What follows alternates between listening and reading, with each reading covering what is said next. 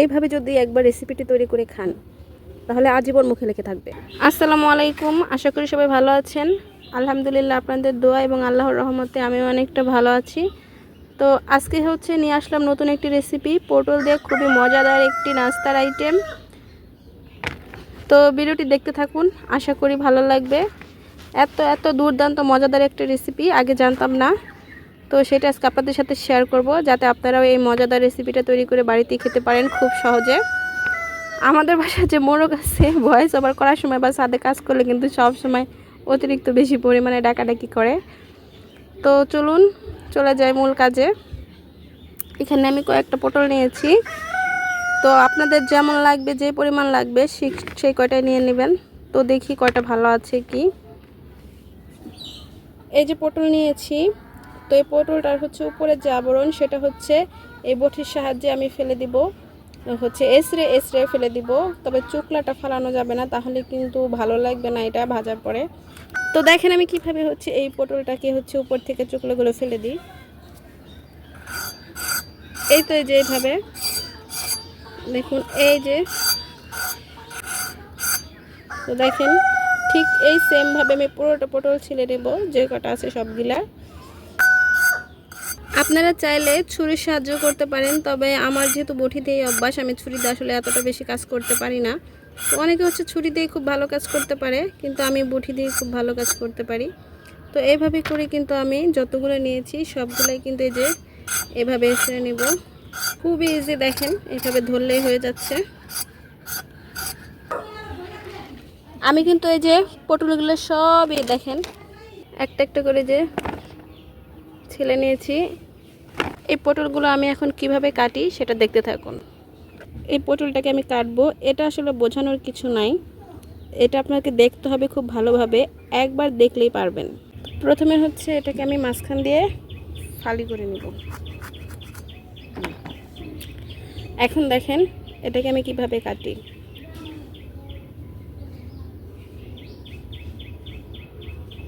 পাতলা পাতলা করে কতগুলা ফালি দিয়ে দিতে হবে মাঝখানে।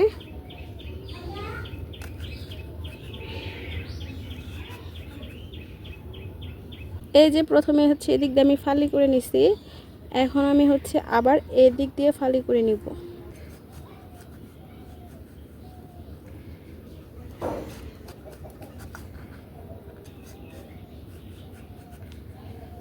এই যে দেখেন, আমি আরেকটা কেটে আবারও দেখাই দিতেছি, একবার চেষ্টা করলেই পারবেন।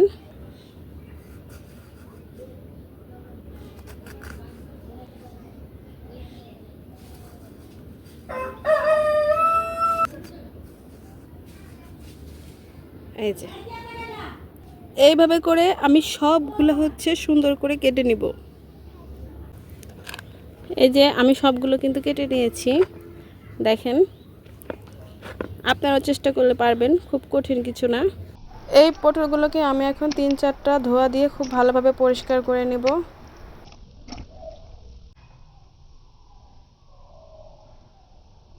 পটলগুলোকে খুব ভালোভাবে ধুয়ে পরিষ্কার করে নিয়েছি। এবার সবগুলো পটল আমি এখানে উঠিয়ে নেব।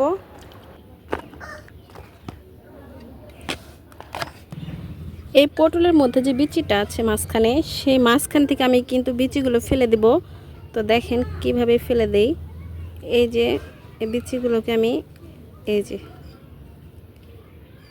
এই কাজটা কিন্তু একটু সাবধানতার সাথে করতে হবে। শুধু মাঝখানে যে বিচির অংশ, সেই অংশটা ফেলে দিতে হবে। একটু সাবধানতার সাথে করবেন, তাহলে আর পাশের অংশগুলো ভেঙে যাবে না। চাইলে আপনারা হাত দিয়েও করতে পারেন। দেখেন ঠিক এইভাবে সবগুলো আমি করে নিব। তো দেখেন আমি এই যে ভিতরে সবগুলো ফেলে নিয়েছি। এই যে এখন এটার মধ্যে আমি লবণ ছিটিয়ে ভিজিয়ে রাখবো কিছুক্ষণ। ভিজিয়ে বলতে লবণে মেখে রাখবো। এই যে লবণটা দিয়ে দিতেছি, এভাবে আমি রেখে দিব কিছুক্ষণ। দিয়ে দিব পরিমাণ মতো বেসন, যে যতখানি লাগবে অতখানি দিবেন। তো আমি আমার পরিমাণ অনুযায়ী নিয়ে নেব, আপনারা আপনাদের পরিমাণ অনুযায়ী নিয়ে নেবেন। দিয়ে দিলাম একটু লবণ, একটু হলুদের গুঁড়ো, মরিচের গুঁড়ো। লবণ কিন্তু অতি সামান্য দিবেন, কারণ যেহেতু লবণ দিয়ে হচ্ছে পটলটাকে আমরা রেখে দিয়েছি, এই কারণে লবণের পরিমাণ একদম কম দিবেন। দিয়ে দিতেছি একটা ম্যাগি মশলা, যেন টেস্টটা হয় এই কারণে, কারণ ম্যাগি মশলা দিলে কিন্তু সব কিছুই খেতে একটু ভালো লাগে। মশলার কারণে টেস্টটা কিন্তু অনেকটা বেড়ে যায়, এজন্য একটা দিয়ে দিলাম ম্যাগি মশলা, একটা দিলে এনাফ। দিয়ে দিলাম একটু বেকিং পাউডার, দিয়ে দিলাম কর্নফ্লাওয়ার। কর্নফ্লাওয়ারের বদলে আপনারা হচ্ছে চালের গুঁড়ি দিলেও পারবেন, এতে কোনো সমস্যা নাই, চালের গুঁড়ি অ্যাড করলেও হবে। যেহেতু আমার বাসায় ছিল এই কারণে হচ্ছে আমি কর্নফ্লাওয়ারটাই দিলাম। সাথে হচ্ছে একটা ডিম দিয়ে দিলাম, ডিম দিলেও পারবেন না দিলেও পারবেন, এতে কোনো সমস্যা নেই।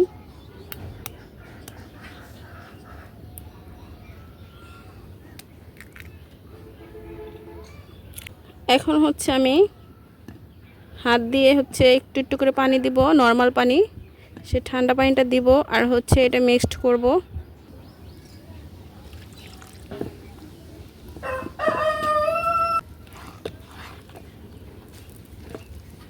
আমার বেটারটা কিন্তু গুলানো শেষ, দেখেন আমি সব কিছু একসাথে মিক্সড করে নিয়েছি, একদম সব কিছু ভালোভাবে মেখে নিয়েছি। বেশি পাতলাও করা যাবে না, বেশি ঘনও করা যাবে না। সো এই তো আমার বেটারটা কিন্তু একদম রেডি। আমি এখন এটাকে রেস্টে রেখে দেব। দেখেন আমি যে লবণ দিয়ে মাখিয়ে রাখছিলাম, তো এখান থেকে কী পরিমাণ পানি উঠছে দেখেন, এই যে দেখছেন কি পরিমাণ পানি উঠছে। তো সবগুলা আমি হচ্ছে পানিগুলো হচ্ছে চিপড়াই চিপড়াই নেব, এই যে এভাবে করে। আমি সবগুলো কিন্তু একদম চিপড়িয়ে নিয়েছি। এখন হচ্ছে এই যে বেটারটার মধ্যে চুবিয়ে তারপর হচ্ছে তেলে ছেড়ে দিব। এইগুলো হচ্ছে আমি এখন, এই যে দেখেন নরম হয়ে গেছে অনেকাংশে লবণ দিয়ে ভিজানোর কারণে। ঠিক এই যে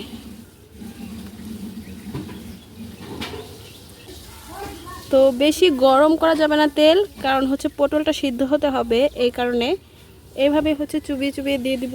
সো এই যে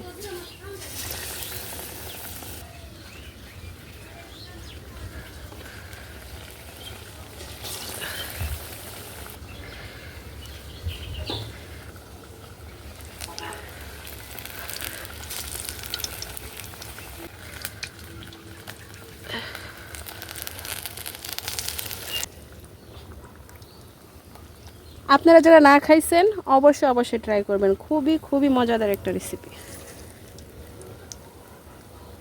বিকেলের নাস্তা বা সন্ধ্যার নাস্তায় কিন্তু এটা সার্ভ করতে পারেন, বা বাড়িতে যে কোনো মেহমান আসলেও কিন্তু তাদেরকে আপনারা এটা দিতে পারেন। ফ্রাই প্যানে ভাজলে কিন্তু এগুলো ভালো হয়। আসলে যেহেতু আমার হচ্ছে মাটির চুলা, তো কালি কালি হয়ে যায়, এই কারণে হচ্ছে আমি ফ্রাই প্যানটা বসাই নাই, কড়াই দিয়ে দিয়েছি। এবার হচ্ছে আমি দেখেন এই যে উল্টাই উল্টাই দিতেছি, যাতে করে এক পাশ বেশি পুড়ে না যায়। অনেকটা সময় নিয়ে কিন্তু ভাজতে হবে।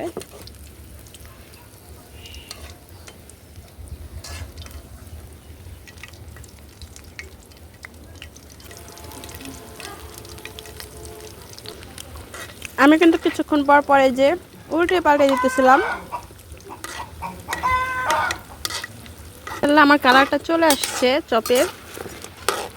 তাই তো ফাইনালি হয়ে গেল আমার পটলের চপ। আপনারা যা যা ট্রাই করেন না অবশ্যই ট্রাই করবেন। এখন আমি হচ্ছে এগুলোকে নামাই নেব।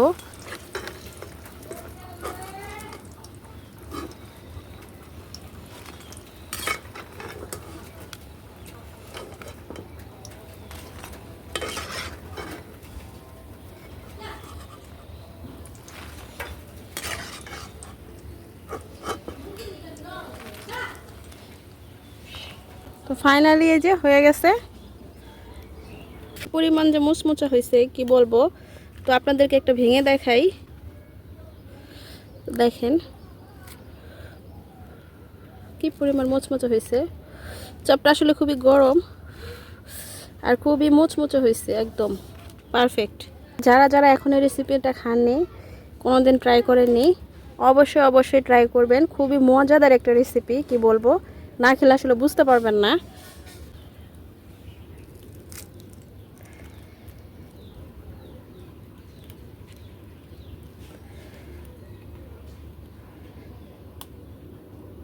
এইভাবে যদি একবার রেসিপিটি তৈরি করে খান তাহলে আজীবন মুখে লেগে থাকবে। যারা যারা ভিডিওটা দেখতে দেখতে একটি লাইক দিতে ভুলে গেছেন অবশ্যই লাইক দিবেন, আর ভিডিওটা ভালো লাগলে অবশ্যই লাইক কমেন্ট শেয়ার এবং সাবস্ক্রাইব করে আমার পাশেই থাকবেন। আজকে এই পর্যন্তই, ভালো থাকবেন সবাই, খোদা হাফেজ।